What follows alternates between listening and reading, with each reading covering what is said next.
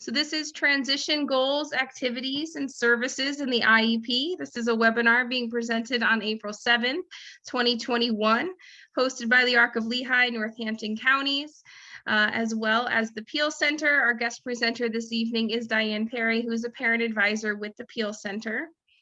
Just a quick disclaimer for the Arc of Lehigh and Northampton counties. The Arc of Lehigh and Northampton counties advocacy department does not employ lawyers nor provide legal advice.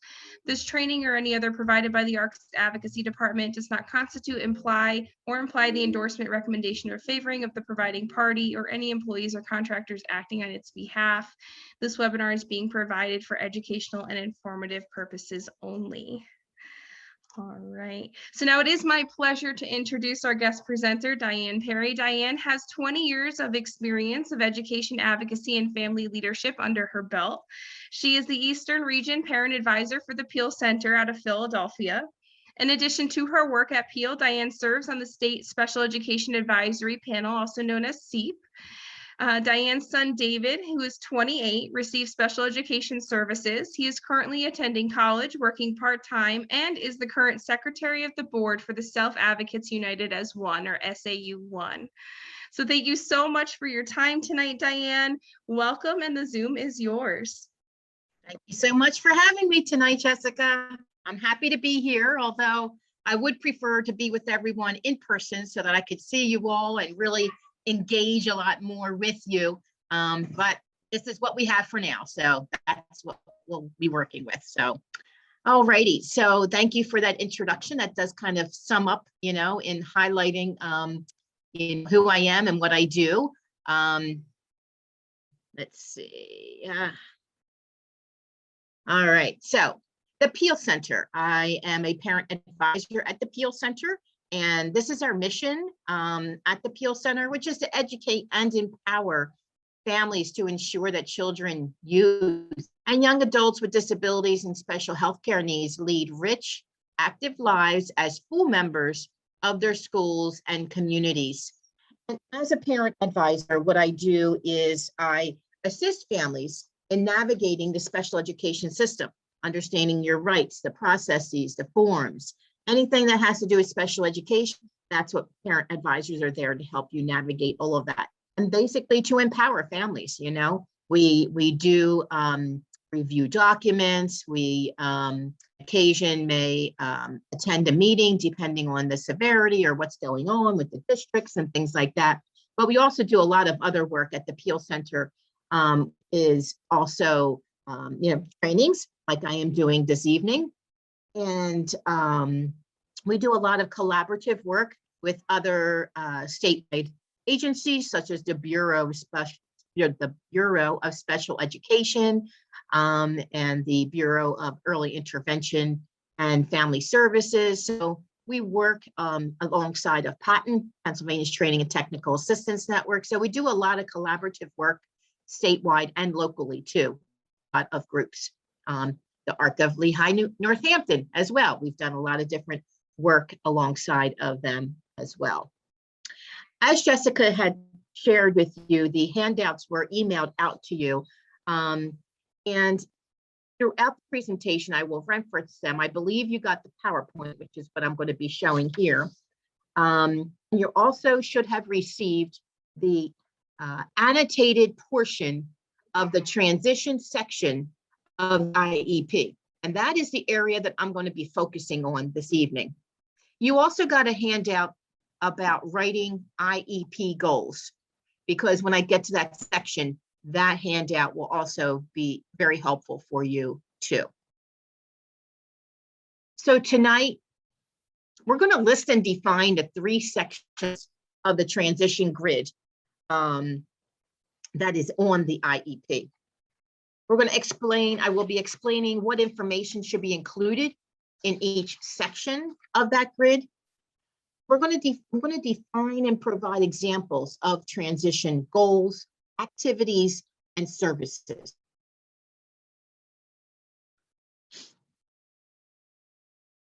So in the law, in IDEA, the Individuals with Disabilities Education Act, this is the primary purpose. So that primary purpose is to ensure that all children with disabilities have available to them a free, appropriate public education that emphasizes special education and related services designed to meet their unique needs and prepare them for further education, employment, and independent living. And those three areas are bolded on this screen because it is in the law that is the primary purpose in IDEA, is to further education, which post-secondary, career tech, whatever that extra, the education that a student might want to do after they leave the school district, employment, making sure that students are ready and prepared for employment, and independent living. And what does that look like? It looks very different for each student, but what needs to happen in the law is that you need to do some type of goals, activities, or services, which is what I'll get to. All righty. So secondary transition. Transition should be conceptualized as a bridge between school programs and the opportunities of adult life, including higher education, employment, independent living, and community participation. Transition planning involves a partnership between the student, the family, school-age services and program providers, post-school services and program providers, and local community members. Effective transition involves purposeful planning among all these activities. It entails recognizing the student's current strengths, their interests, their preferences, and needs, and then identifying what services and supports the student will need to achieve future success. Okay, so this really happens when you're sitting at that IEP meeting, right? When everybody's around the table discussing what does the student like to do? Where would they like to go after they leave school? What do they like to do for fun? There's all kinds of conversation going on at that IEP meeting, planning for secondary transition. And if anybody knows me, I know the couple people at the ARC certainly know me well. I talk a lot about starting with a vision. In fact, my son David, who is now 28, when he was younger, took a road to the ARC of Lehigh, Northampton, and we presented on doing a vision and doing a path and what that really looks like. What does that future look like for my son David? And the two of us presented together, and sometimes we still continue to present together depending on the situation. And we still work on a vision for him, and he's 28 now. So what does that mean, starting with a vision? If you haven't done a vision, I highly encourage every family member to do this, and do it maybe with your child as well. So what we did for David was, when he was younger, I would write a vision. Actually, I started it when he was in first grade. It was the first vision I took to the IEP meeting and said, here's what we want for David. This is what our goals are for him for the future. My first line for David was, David will be a tax-paying citizen, because I wanted to make sure that the team knew we're preparing him to be a tax-paying citizen. So there's lots of things that need to happen in order for him to be a tax-paying citizen, which means you're going to be working. You're going to need some schooling for that. So I want to make sure that the team always had high expectations. But when you're writing a vision, when you're thinking about that, these are the things you think about. In a perfect world, without any any kind of barriers, no pandemic, no anything, no barriers whatsoever. In that perfect world that's in your mind, what does your youth, what are they looking for? What do they want to do? And it doesn't matter if you or the school or a professional thinks that what their dream is like, oh my gosh, you're not going to be able to do that. We're not here. David would have certain things he wanted to do. And I always took the stand that it's not up to me to tell him, no, he can't do it. It was always up to him to figure out, can he do it or not? So some of the things that he wanted to do, I was like, oh my gosh, I don't know that that's going to happen. Like he wanted to be in a rock band. I'm thinking, is that really going to happen, being in a rock band? And guess what?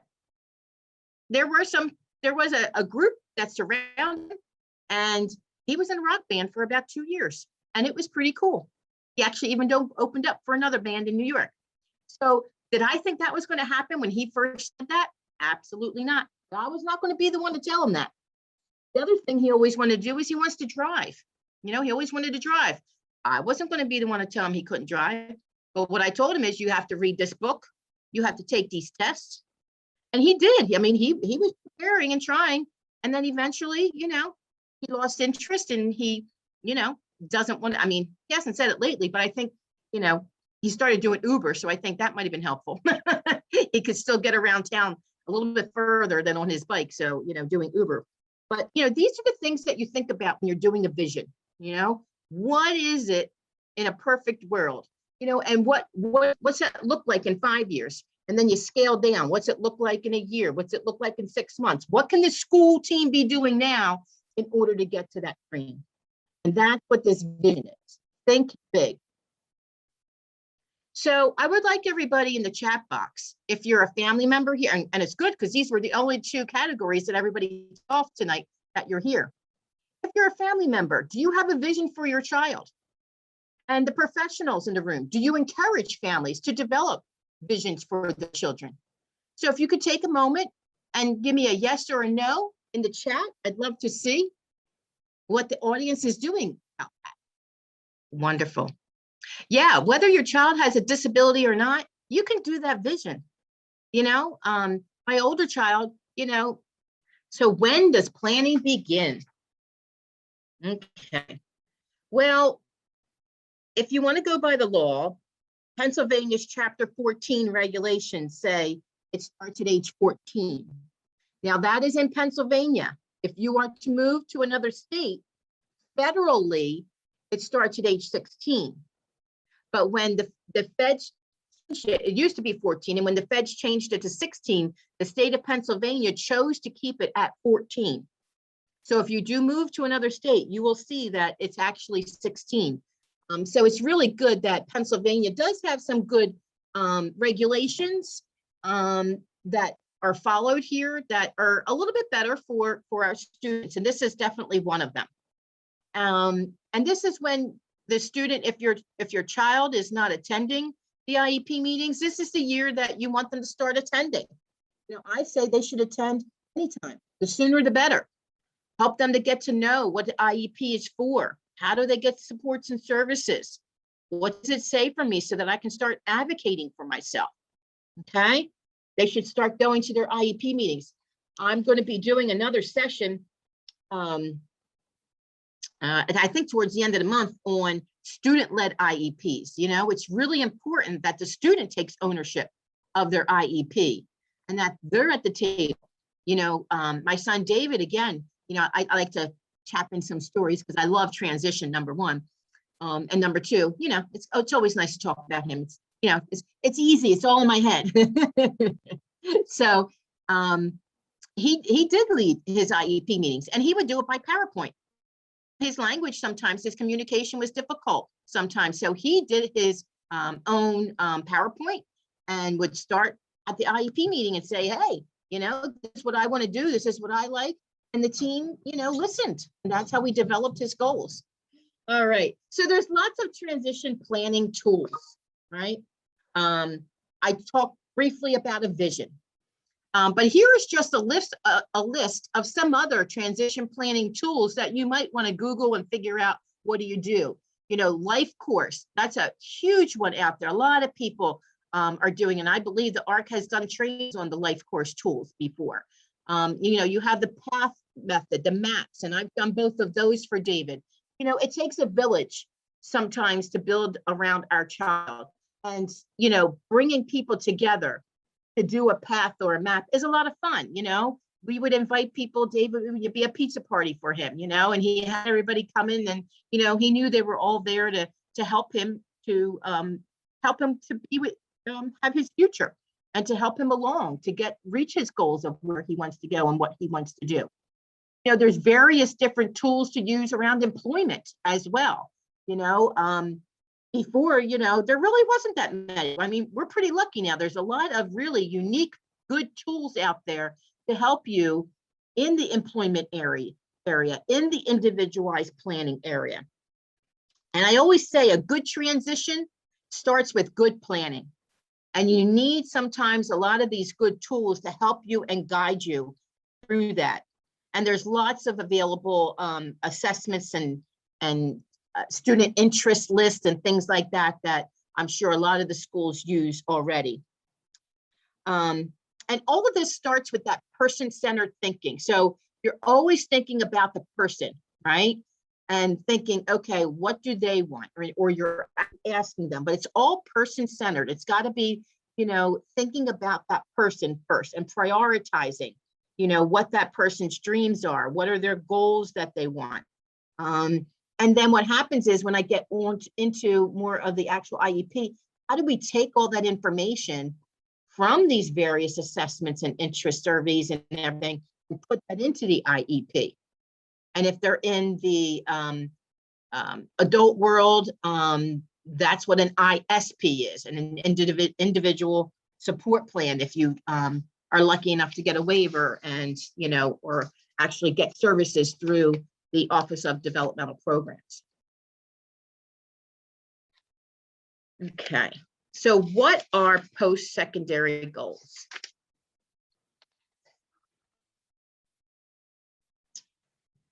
If a skill set isn't there, a goal could be written to address that skill set. Okay, so that's kind of what we're talking about with post-secondary goals.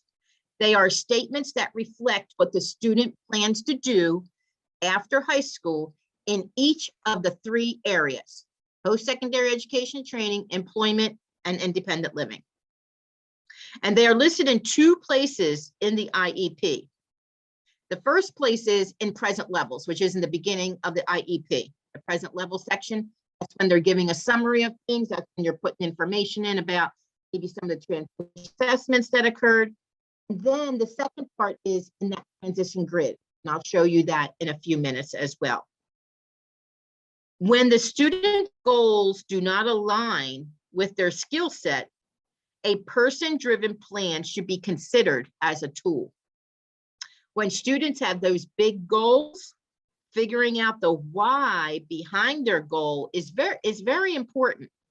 And you want to utilize the resources available, such as your guidance counselors, the transition counselor, the transition coordinator, any of the teachers, maybe some OVR, Office of Vocational Rehabilitation staff.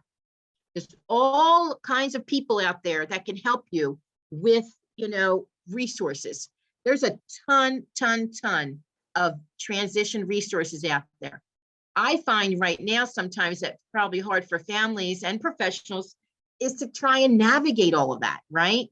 But we keep getting better and better. 2 of my favorite websites are, one is transitiondiscoveries.org, and that's a fairly new website. It is my colleague, Erin Weyerback, worked along with what's called the TQEP, transition quality, and I forget what EP might stand for. You know, Jessica? Equity, equality, and then I think it's plan or improvement plan. Yeah. So, and it's a great website. It is wonderful for students. It is parent friendly. It is professional. I mean, it is just, and it's got a ton of information from all different areas. So I really encourage everyone to go to transitiondiscoveries.org. My other favorite website is, and I might talk about it a little bit later when I get into the grid, is thinkcollege.net. Now, thinkcollege.net has a lot of wonderful information about post-secondary education and where all these various colleges are, because there's a lot of college information out there now. But one of the things, it's one that I don't know, I feel like it's one of their secrets that they hide, because when I found it, I loved it. They have a section under the parents, and I forget what all the tabs are, but it's pretty easy to get to. They do have a section with all the goals. They give you sample goals, because families are always asking, well, how do I put that in a goal? How do I, and sometimes the teachers need help too, right? But I love it because it's, they have employment goals, they have post-secondary goals, they have independent living goals, and then they even have services and activities. So it's just, I just love it. I love it, love it, love it, because, and it's real, you can pick and choose and kind of help you and guide you. I think it's great for families and educators to really go to that section on that website. And then I guess I do have a third one, because I've been doing, if you go to the PEAL Center's website, we've been having what's called Transition Tuesdays. And I've been presenting with Michael Storer at the National Technical Assistance Center. So his website has a ton of stuff too. So I have to give kudos to him as well. And feel free to go to PEAL Center website, PEAL Center, and click on Transition Tuesdays, and all of our webinars have been recorded. We've been doing them since September, and we'll be ending in May. But what we're doing is I'm giving you a snippet tonight of the transition grids, but him and I have kind of dissected each section, and we give you a ton of information in each and every section.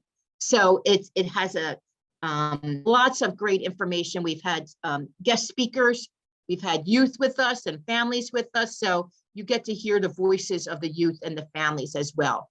So please, when you have time, check out those webinars. Okay, so documenting on the IEP, which is really important. That IEP is your legal document, right? And you want to make sure that things are documented on there in the right sections. What sections can we utilize, that maybe you haven't been utilizing? When a student's goals do not align with their skill set, a person-driven plan should be considered as a tool. Can't say that enough, because it's really important. Sometimes, teams might be like, well, I don't know how to, how are we going to find out? Maybe, the school feels it's difficult to, pull information out from the child, or, whatever their struggle might be. There's all kinds of tools out there. You can do that with any child who has any type of challenges, significant, it doesn't matter. You can pull lots of information from everyone. And again, this is where you bring that team together. And maybe it is at an IEP meeting, maybe it's just some kind of planning meeting. Even when we did David's paths and stuff, we didn't do it at the school, we did it at home, we did it at a library. There's different places you can do and get people together to talk about the future. And people like to do that. Okay, so another time I want to engage with everybody again. So for the families, how do you and your child share your goals for transitioning to adulthood with the other members of the IEP team? And for the professionals, how do you encourage families and students to share their goals for transitioning to adulthood? How do you share your goals for transitioning? So, do you do it maybe through a vision? Do you have some type of survey? Do you and your child kind of come together and have it written? How do you actually bring and share your goals that you have or your child has with the other members of the IEP team? Hopefully that's a little bit better. The vision statement, that's good. Yep, bringing your vision statement at the IEP meeting is good.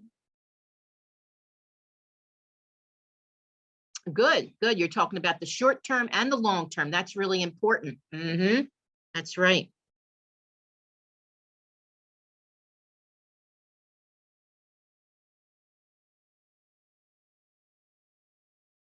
Oh, wow. That's awesome. Oh, photos are perfect. What are the interests? What does she like? I love that. Yeah, it's like a newsletter. Pretty cool. Very cool.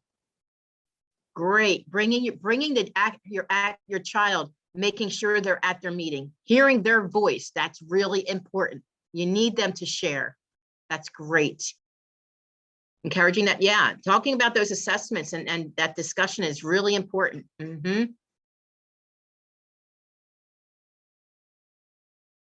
Good.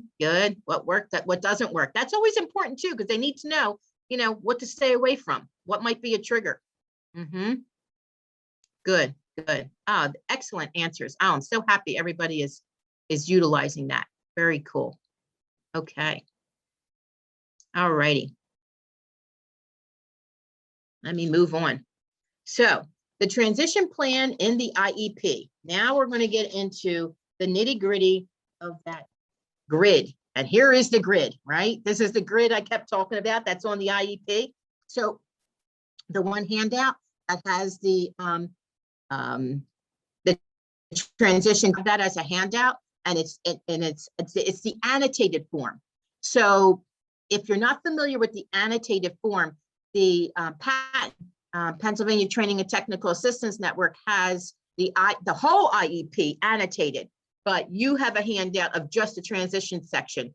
And in those annotated areas, it basically gives you things to think about. What are we supposed to be putting in this area? What are some questions the team should be talking about? So that's what I mean by annotated. Actually, is giving the team ideas of what needs to be put into that section.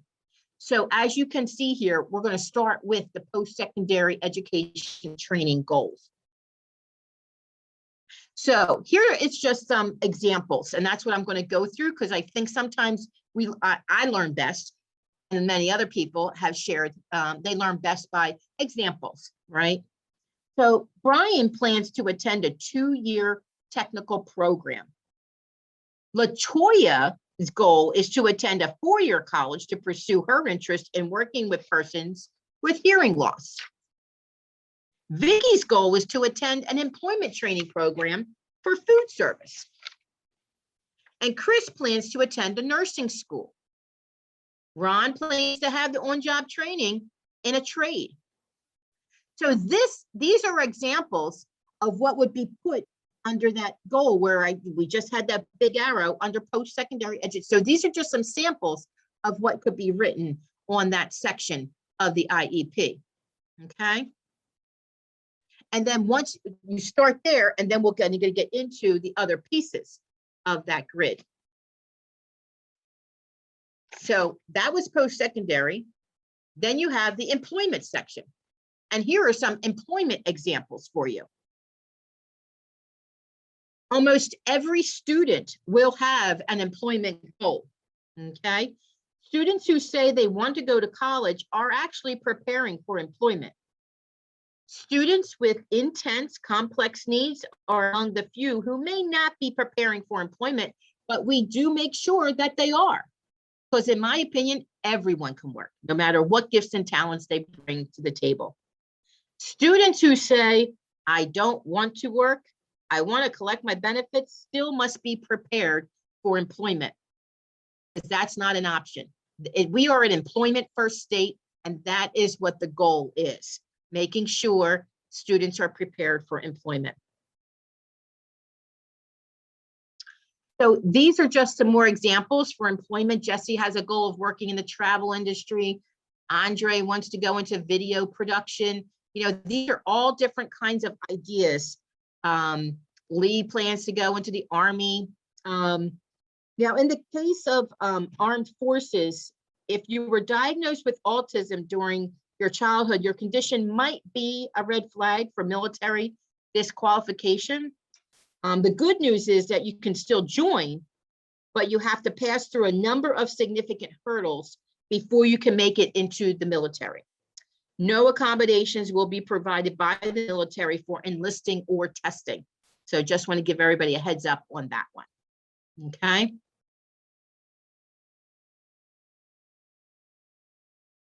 All righty. Now, independent living.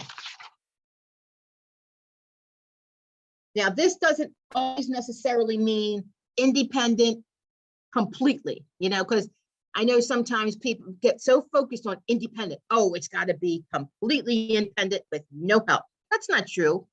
I need help with a lot of different things. So am I independent? I'm independent in a lot of different ways, yeah, but I still rely on a lot of help, and I need a lot of people around me to help me with that. So, you know, these are some things that we want to start considering and thinking about the independent living. A lot of times when I get calls from families and, they want help in this section, and I'll say, why don't you send me your IEP so I can take a look at it and, we can see, what's going on. I get very upset every time I'll see goals for post-secondary and employment, but sometimes I don't see them for independent. I'm going to go through a couple of slides here to really get you thinking about that. There's a lot of things you need to be thinking about when you're thinking about independent living. I'm going to take a sip of water for 1 second.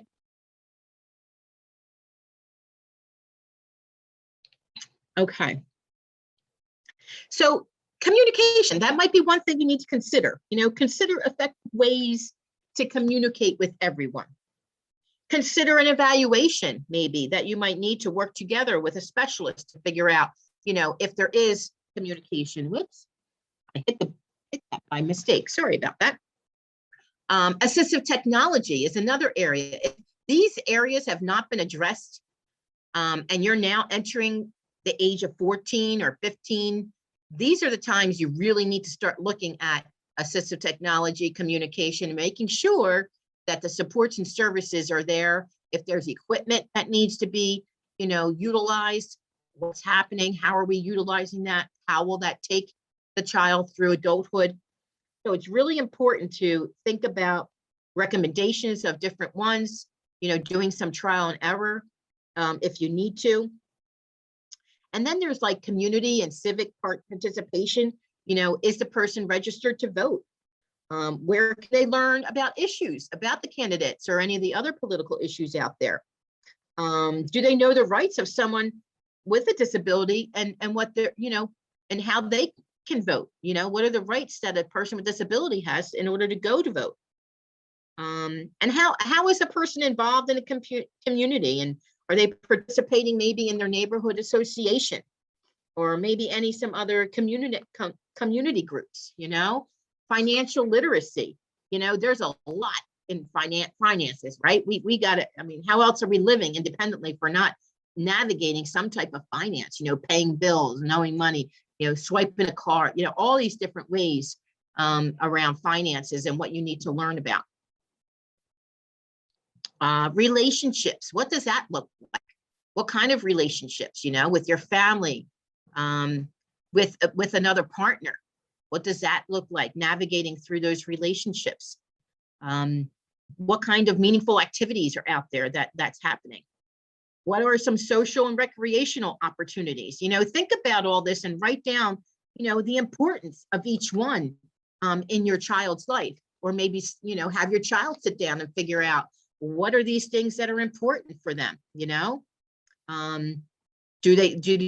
they talking that, maybe they do want to, get married someday or have a partner someday, something like that. Transportation is another biggie, and I do presentations across the state. So transportation, is as huge as it is in Philadelphia where I work, or not in the rural area where there's not as much transportation. So it really varies what's out there. But, again, all of that's changing. We got Uber, we got Lyft, we got all these kinds of things out there that can be helpful.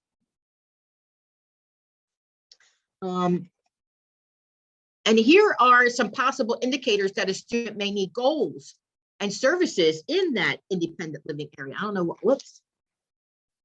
All right. My papers are hitting the buttons, not me. All right. So these considerations don't mean you cannot live independently. It means that goals need to be able to set to address these issues.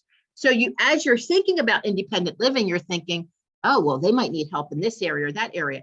Then let's get a goal in there so that we can start doing some type of services, Are there different behaviors that are happening that we need to maybe set a goal and set some services to help them so that they'll be able to eventually maybe have a more independent life, How are they managing, their assignments right now for school and, time management? Are they able to, get to their class on time? Are they able to get work handed in on time? Because all of those types of skills, understanding time management, is going to help you in your job, right? Getting to work on time, knowing when your shift is done, knowing when your break is, going to college, getting up on time.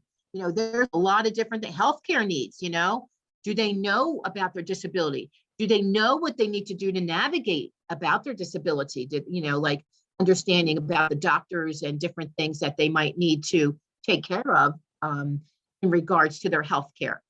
As family members, as parents, we just take care of that all the time. Now's the time you need to start thinking about what's that going to look like?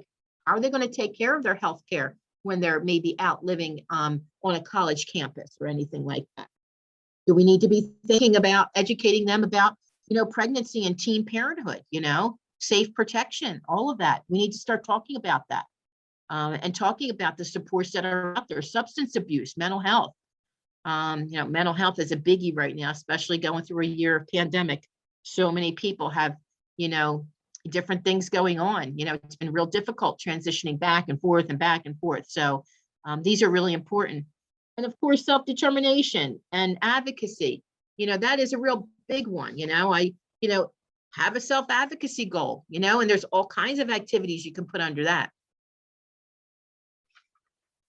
And this is just a grid to just kind of help you, with navigating this, So the essential question is, given the data, because you need data for all this in order to figure out, do we need to write a goal? What does that look like? So given the data we have, do we anticipate that the student will need supports to prepare to meet their goals for living in and accessing their community?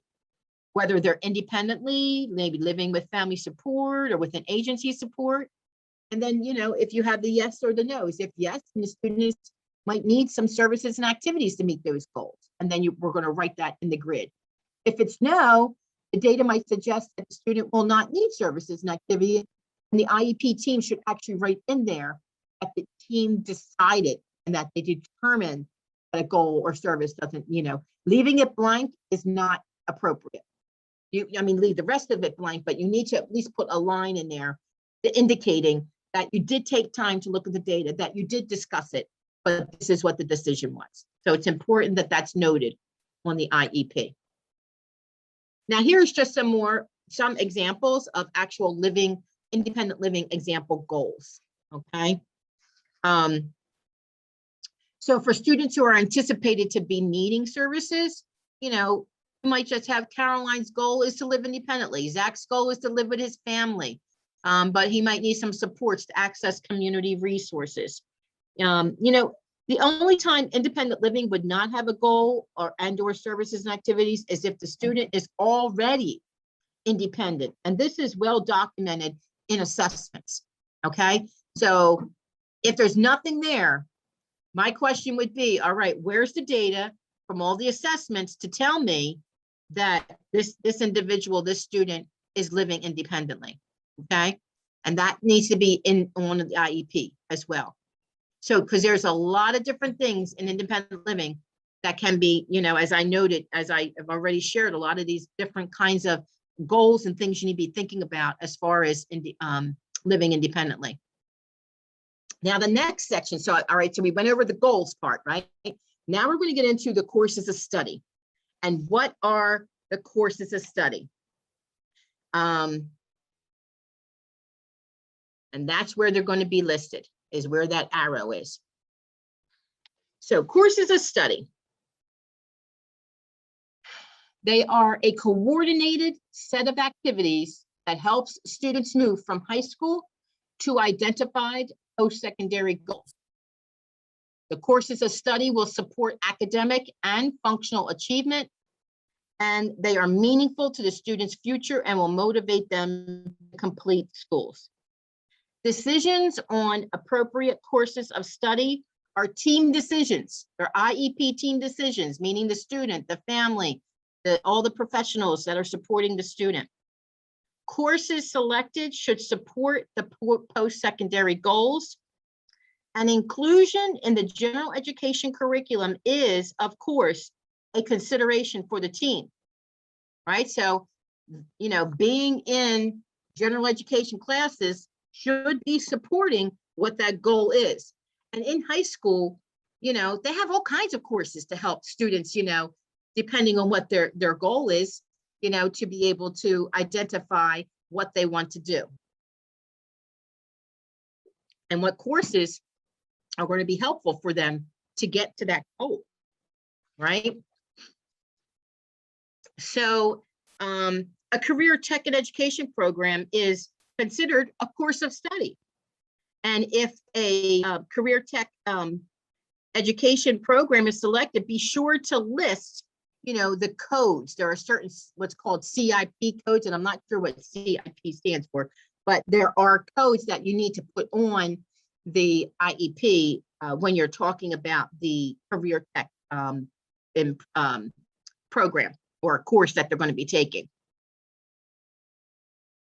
And you want to make sure that you invite someone from the Career Tech Center at the IEP, if that is the angle, if that is the future of where the student wants to go, then you want to make sure that that person is at the table so that they can offer all the information about the Career Tech Center, that they can talk about what expectations are there for the student.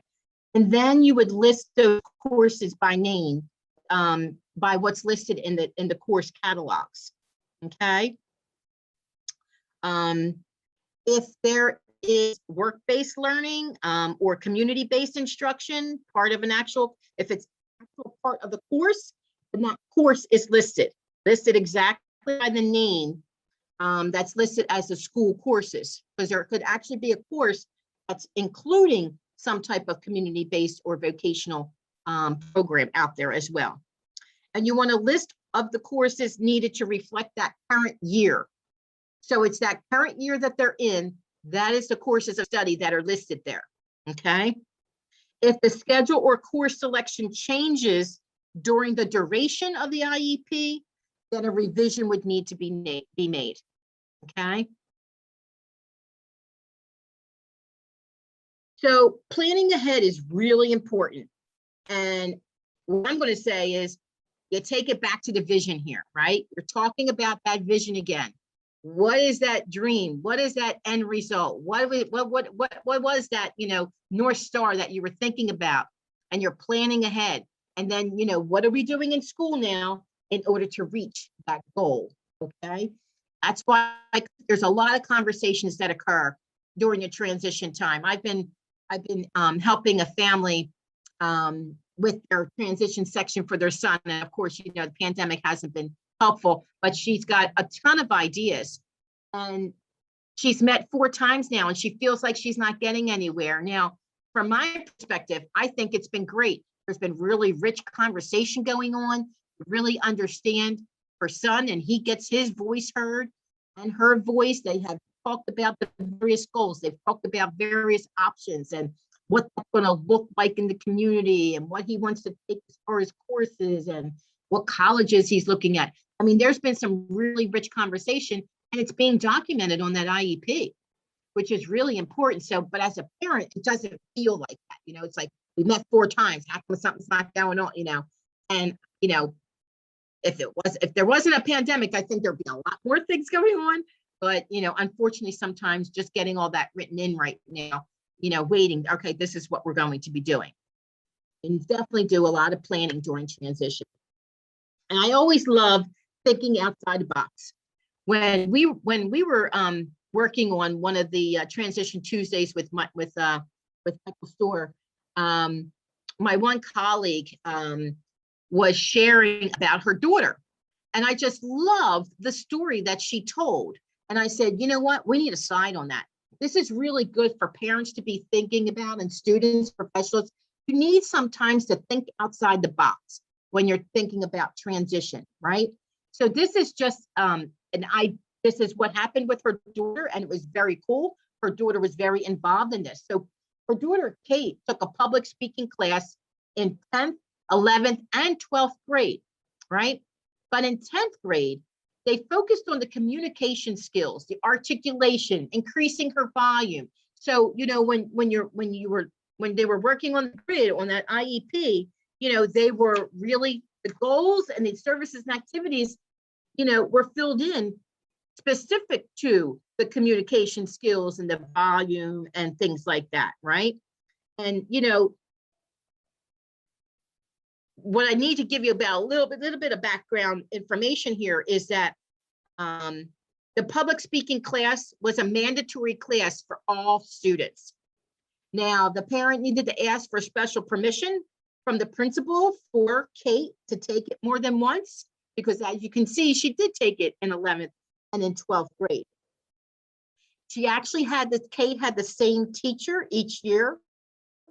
Took Kate with, you know, with the focus was on and geared the whole class towards it. You know, like the teacher was very cool. She utilized what was called the universal design for learning concepts, and to make it such a smooth transition for her in each grade at each grade level. So in 11th grade, they focused more on the objectives, like the grammar, getting her message across, the writing skills of doing a speech, you know, focusing again in speaking, but in different venues, you know.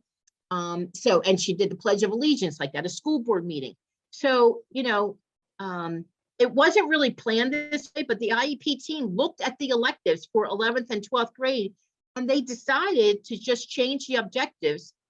And again, after the parent had to do some pushing from the principal in order to get it approved, this is what happened for Kate, and it worked out perfectly. So in the senior year, she had a senior project, which was presented to the panel of teachers and administrators. And after being mentored by a community photographer, she ended up having a 3-month internship with this photography team and taking senior portraits with the assistance of the professional photographer. So again, so that was what she did for 12th grade. And that was part of what it looked like for her in 12th grade. So when my colleague was sharing this whole story, I was like, oh my God, that is such a great idea about thinking outside the box. So when you're in your teams and you have this idea, you know, sometimes, you know, talk it out, think it over with somebody. That's why it's important to have a lot of conversation during transition time.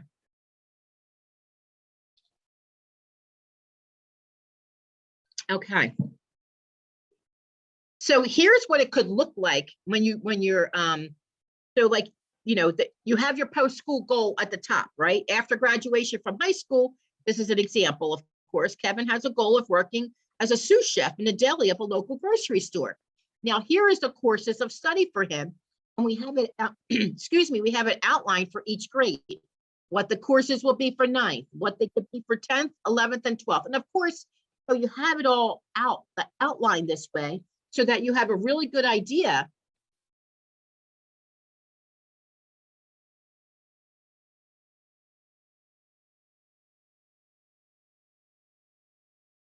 environmental science. But when you get into, you know, like 10th grade, you know, they're adding food science, they're adding health. And then in 11th grade, they're adding the culinary arts.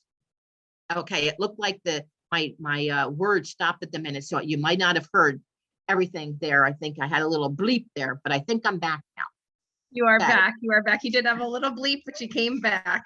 All right. So I'm going over, you know, what it looks like for each course, you know, each grade level, what the courses would look at and how it builds upon each one. And of course, sometimes that might change, you know, if the high school decides, oh, we're not going to have this course anymore or whatever. But having it planned out like this is really important and helpful as you go through this. Okay. So what are transition services and activities? Let's get into that section of the IEP, is the services and activities. So how do we assist the student reaching their dream, right? One way is by structuring the services and activities, also known as action steps, directly related to the goal, the post-school goal. So these services and activities must occur during the duration of the IEP, and there must be at least one activity and service for each of the 3 areas. Okay. So, you know, sometimes they're called action steps, which means they are activities and services. The actual service is the measurable annual goal And the activities are other things that helps the student reach those goals. Okay. So here's an example of services and activities. Okay. Now, the important point here, and this is where that handout that you have, writing measurable goals, might come in handy. So you want to review that. That's a really good handout. But the important point here is that we don't write measurable annual goals for activities, such as those on the right. But we must have at least one measurable annual goal under each identified post-secondary goal. And the measurable annual goal supports the student in achieving their post-secondary goal by addressing those skill deficits. You know how we talked earlier, how the student might have these needs. If they have those needs, then you write a goal. So not every service will have an IEP goal that corresponds. You know, sometimes you might have counseling to address mental health needs or assistive technology services. These are services that the student requires for them to get the free appropriate public education and to address their post-secondary goals. But they might not have a measurable annual goal to address those needs. Okay. Now we want to be able to limit a few areas that are important to measure. So that's why you're not going to have a measurable annual goal for everything. Okay.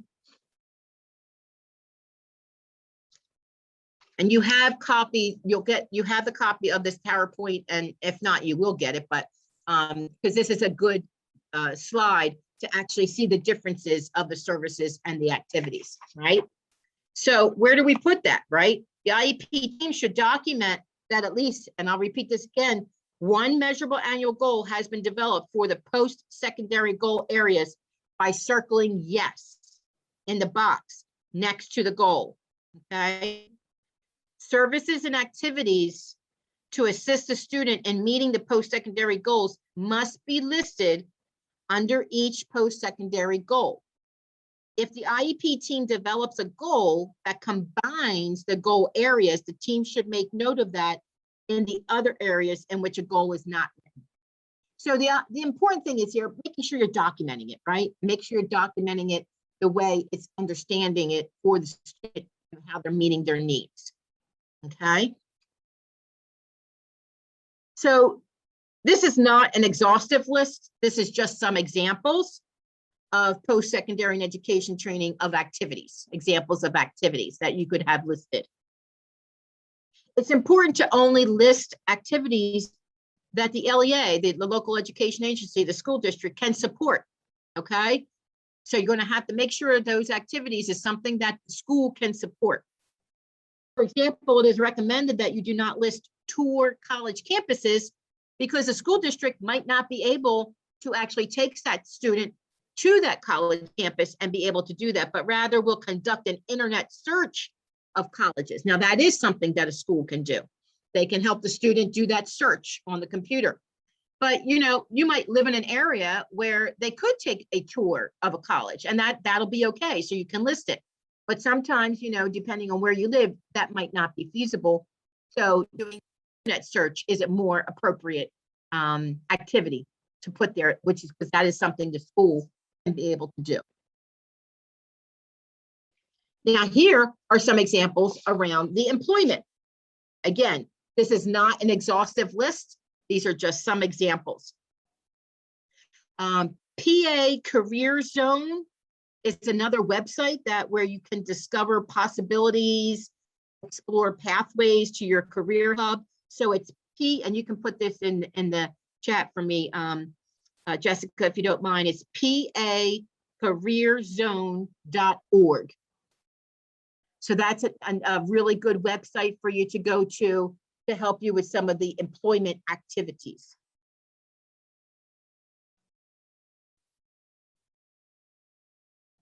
All righty.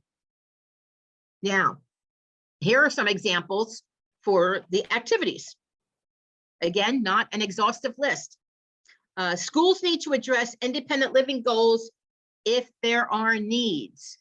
However, some students may also engage in independent living activities outside of the school setting, sometimes with paid or just some natural supports.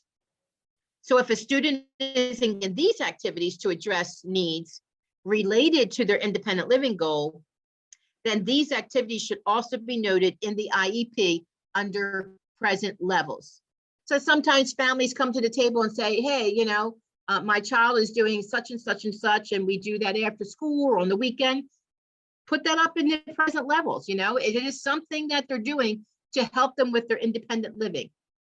Okay, it's not something that the school might need to be doing, but it's good information to have that we all of the school day.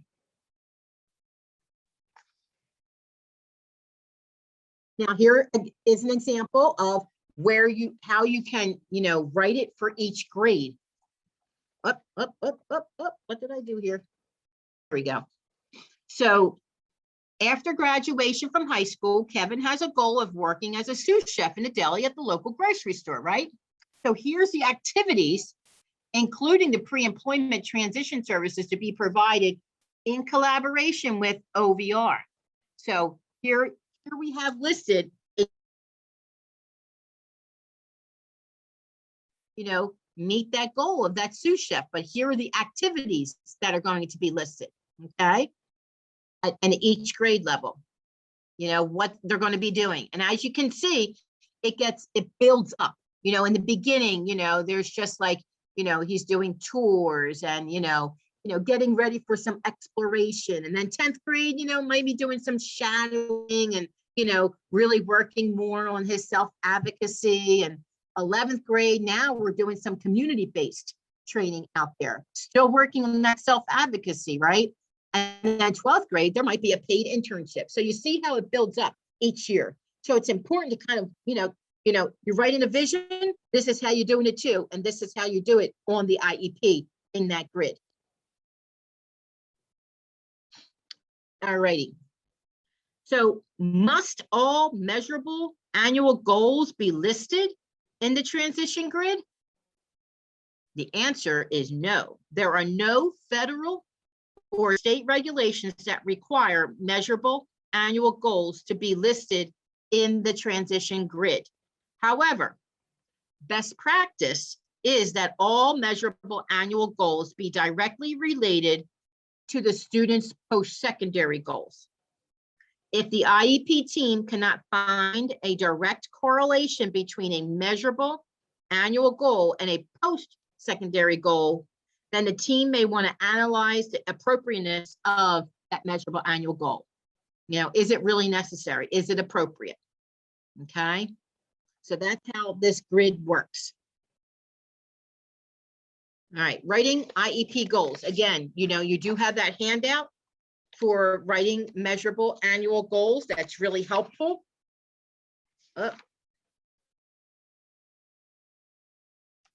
We don't want to meet Devon yet. Okay. Sorry, I'm hitting my slides again. So writing that measurable annual goal, you know, and that handout will talk about more details about this, but basically it has to be clearly defined, right? What is the behavior? Describe what the behavior is in that measurable, observable terms. Asking yourself, what will the student actually do? Right? You're thinking about that for that goal. And some of the examples are, you know, you want to say, you want to print, you want to write, you know, like it's got to be an activity. They're going to read orally, summarize, you know, so some type of action. Instead of something like, you know, they will understand, they will know or recognize. It needs to be more an active type of word. And that's how you're going to be writing that measurable annual goal. Okay. Now, let's put it all together. Now we can meet Devon. Okay. Let's meet Devon. Now, this is just an example of best practice IEP, okay? In grade 11, included in general education 100% of the day. then was enrolled in a career technical education auto body repair program. Devon, not sure if he wants to go right to work after graduation or enroll in a post-secondary program, but Devon does have some reading and writing needs, okay? So now that you met Devon, here's Devon's post-secondary and education training goal. Devon has a goal of enrolling in post-secondary training in the area of auto body repair or a related field, right? And as you can see here, you know, they have up in that right-hand corner, measurable annual goal, and yes is underlined, right? Or circled, however you want to document it. And then you go under courses of study. They have all the courses of study for him, for Devon, auto repair program, English 3, right? They see all the courses. And then you have the star, continue to improve writing and editing skills using self-monitoring strategy. That's your measurable annual goal. Where is that going to be? At the high school, and of course they fill in all the rest of the stuff. But underneath that, there's also some service and activities. Continue to expand use of materials in digital format, developing a list of questions to use when visiting post-secondary programs. Okay. But that star, that bold, that is where it's denoting the measurable annual goal. And here is that measurable annual goal around writing. Right, so this is explained on Devon's IEP here, giving consistent use of a strategy, which is called scope, and a spelling guide of his choice. Devon will review his writing to include 100% correct spelling, punctuation, 6 out of 6, you know, so you see these kinds of things, but this is that example, right? This is the goal that is referenced on that grid. All right, so here's Devon's employment goal. Devon has a goal of competitive employment in the area of auto repair or a related field. Again, there is a line, measurable annual goal, yes, that's circled. And you see the courses of study for the employment. And then you see that bold one with the star, continue to improve reading comprehension skills for summarizing and identifying details. So there's going to be a measurable annual goal surrounding that, right? And then you see the other 2 services and activities for Devon. Improving speed and discrimination of project completion, obtaining information regarding employment opportunities in local shops. And now here's that measurable annual goal, right? That is denoting that on that grid. Given written questions involving summarization and/or details from content areas, Devon will respond with 80% accuracy. So as you can see, there's the goal relating to that service and activities that was listed under on the grid. Okay, so you see how this is flowing back and forth. Everybody's probably going to go back and start looking at their IEPs. So did we do that? Did we do that? And hopefully you did, right? Okay. Now for the independent living goal for Devon. You know, Devon has a goal living independently without supports. That's great. Is there a measurable annual goal for this? Now they have underlined no, but we have that little star there, don't we? Prepare and cook meals for the day while using health and safety precautions in the kitchen. So it actually should be yes, underlined as yes. Okay. Be able to budget and pay all current expenses is just another activity. Here's the measurable annual goal that Devon's going to be working on for that goal. Given a menu, Devon will be able to prepare 3 hot or cold meals in one day using the health and safety precautions. Okay. All right. So sometimes you're just working backwards, right? So when you're working backwards, that means that, you know, again, you have that goal and then you have to work backwards in order to get back up to that goal. So you start now to start building for that future. And I can't emphasize enough, you know, like that using those, you know, the vision, using it, you know, utilizing any kind of different tools that are going to help you, you know, reach those goals that your student has, that your child has. Families make the difference. Being involved, understanding this, helping along, working along with the school really makes a difference, okay? And having those expectations, and what I would want to add to that is the high expectations. Making sure we have high expectations for our child, for our student, in order to get to those goals that they really want to achieve in life. When families presume competence and hold high expectation, the youth will believe that as well. Okay. My son David always said that he was going to move out, live on his own, no mom, no dad, no Zach, which was his brother. And you know what? He just kept saying it over and over and over, and I'm like, okay, cool. Is he out on his own yet? No, but we're still working on it. We are still working on it. In fact, he just took a 3-day course around buying a home. What's he need to learn about buying a home? So all kinds of good things out there. So develop a transition plan for yourself to move from primary caretakers to the secondary supports. And as a parent, sometimes that's really hard when they're still in school. But we need to, at some point, as a parent, step aside. We really need to let our children make mistakes. We need to have them, get their voice out there. I just love hearing from different people. They'll share with me, oh my God, David told us this, or David told me that. And quite frankly, I'm like, wow, really? Sometimes I'm like, I'm glad that it's out there, and he's saying all these wonderful things to other people and doing things out there. Still continues to drive us crazy, with all his independence sometimes, because she's still living at home. So, no matter how old they are, we still got to find that balance. But it's really important that we continue to have those high expectations. So this is what it looks like when you're, working yourself backwards. Sometimes it's helpful to show it on paper, right? So as you can see on the top one, the one goal is they want to be a veterinarian. So what does that mean? Then you work yourself backwards. Well, you have to be in veterinary school for 4 years. Before that, you had to graduate from a 4-year college, and you have to have biology and chemistry. Before that, when you're in high school, first you got to graduate and you got to take SAT testing, right? So it kind of starts there. What did they need to do in high school? And then what's it look like for them in college? And then what does veterinary school look like to be a vet? Sometimes when you have it written out like that, they might want to be a vet, but maybe once they see all of that schooling, maybe this is a student that really doesn't like school much. And if the student sees, oh my God, 8 years, I don't want to do that.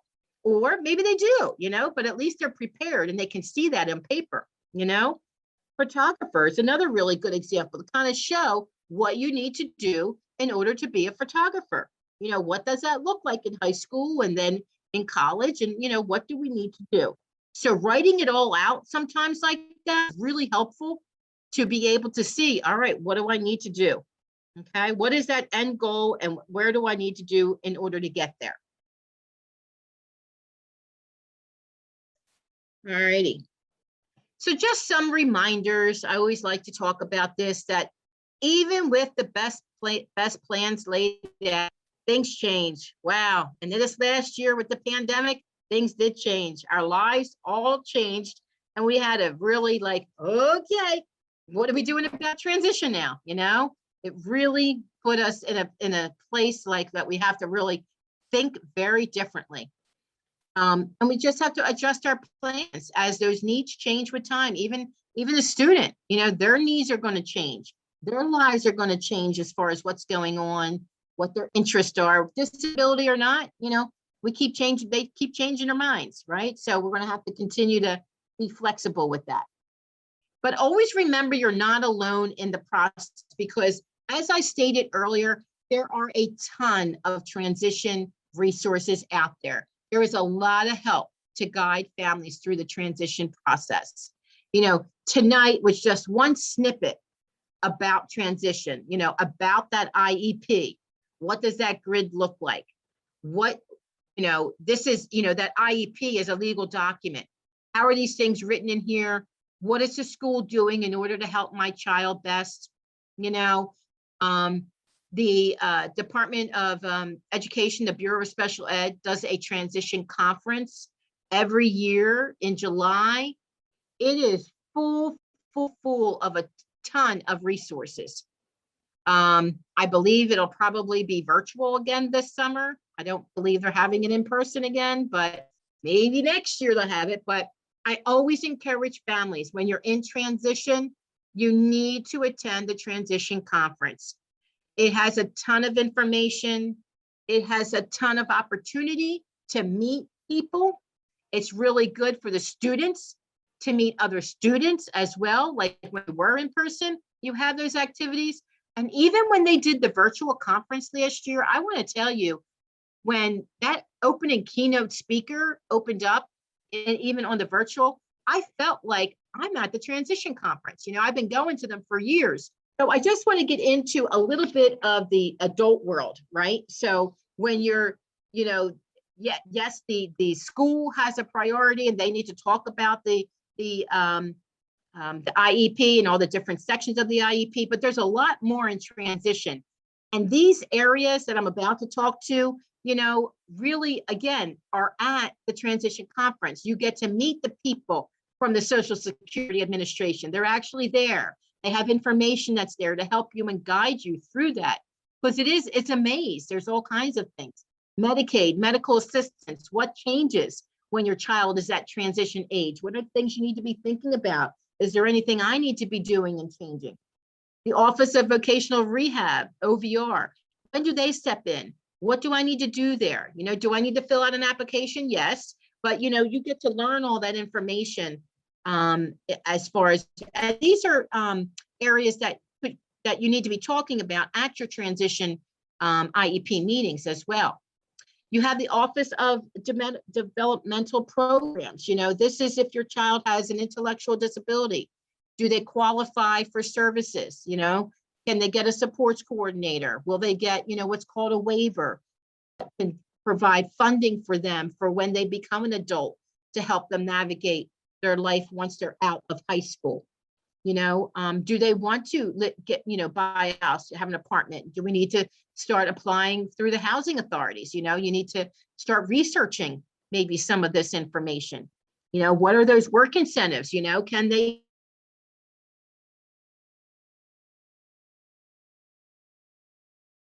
I know some people, oh, you know, I'll lose my benefits if I'm working, but if you get that information, you can work. And will your information, but you know, you can continue to work. It just looks a little bit differently, okay? But you know, it's great to do all the research of these programs and figure out, what do I need to be doing? The Office of Vocational Rehabilitation has all kinds of information for you. It's a national program designed to help people find work.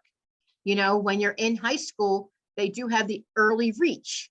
So you should have an early reach coordinator attending your meetings, giving you some of that information. You can initiate an application at age 16. And the school IEP team shouldn't be really inviting that OVR person to participate so that they can get to know, you know, your child and the student, so that they can figure out, you know, because it's an eligibility. Once you get to OVR, you know, you have to be eligible for their services, you know, which is a different situation of when you're in school, you know, you're entitled to it. So it's a different system there. Okay. And if you do qualify and you're entitled, then they have what's called an IPE, an independent plan for employment. So we got all these acronyms that we just got to keep on thinking about, right? I talked a little bit about the Office of Developmental Programs. Well, that's where you get this home and community-based services, waiver services. And sometimes it's, you know, and this is like under Medicaid. And this is a lot to navigate. And I don't want to get into too many details, but I wanted to be able to give you some information so you can start thinking about, what am I going to be needing to do for my child or not, you know, depending on their disability and how they qualify. You know, what do I need to be doing now or thinking about when we get into these various, and there's all kinds of help. You know, the ARC, I know, is definitely there to help you navigate that. They help, they have adult services as well. So they would certainly be able to help you navigate a lot of these various systems too. So here's some more resources. I know we put some of this, like the transition discoveries is right at the top. And I know that you were given that website in the chat box earlier, but you had the transition healthcare checklist. I talked earlier about healthcare, right? As family members, as parents, we just take care of that for our children, but as they're becoming young adults, they're going to need to take care of their own healthcare, right? What does that look like? What do they need to be doing? You know, how do I transition from a pediatrician to an adult doctor? You know, all these things, all these questions to be answered and navigate all of that. Here are some phone numbers for you to you know, that you can call about the ODP programs and Career Link, OVR. So that, you know, this is just there as a reference for you for when you feel that you need to start looking into some of these other programs and learning this information. Okay. So it's a lot of information I threw out at you. You know, and now I'm going to wrap up a little bit here, you know, but just telling you a little bit more, you know, at the PEAL Center, you know, we actually have youth leadership programs too. So, you know, go to our website, make sure, you know, in the center, you see that circle there. In the center of PEAL's work is families and youth. And we are surrounded by the communities and the professionals in their lives. And then there's 6 different areas of support that we do at the PEAL Center. And so, you know, we are a great resource to help you and navigate that. We have youth leadership that I work alongside with. So they are there to help and navigate all of these services. So please visit our website and check out all the webinars we have and resources, and, you know, give us a call, shoot us an email, whatever we can do to help you navigate all that. That's what we're there for. So I think that's kind of where I'm going to wrap up and maybe open up for questions. But I do want to, before I open up for questions, I know some people submitted questions ahead of time, and there was one question that came in about guidelines from music and art therapy provided through the IEP. Now, since that is a therapy, my understanding would be that there would probably have to be some type of assessment done. What's the data? You know, what does that look like as far as that child needing or the student needing some type of music therapy or art therapy? So you need the data in order to provide that service. So, but sometimes in high school, you know, they have, you know, different types of music courses or art courses. So sometimes maybe that could be, you know, handled through whatever courses the high school might be providing as well. But the biggest thing I would say about that is making sure there's the data to provide any type of service. So there's an assessment that might need to be done, or an evaluation if you feel that your child would benefit from that service. That's what I would suggest to get done, is getting that evaluation or assessment completed so that you have the data to say, advocate for that service. So I hope I answered that question.